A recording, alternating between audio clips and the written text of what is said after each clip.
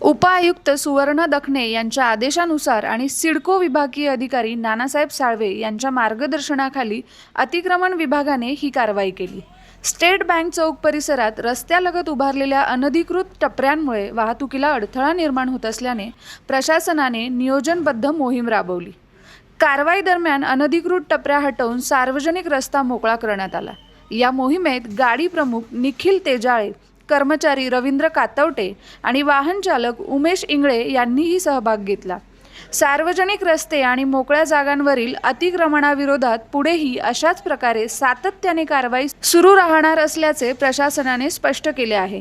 तसेच नागरिकांनीही सार्वजनिक जागांवर अतिक्रमण न करता प्रशासनाला सहकार्य करावे असे आवाहनही करण्यात आले। नितीन चव्हाण, आपलं नाशिक।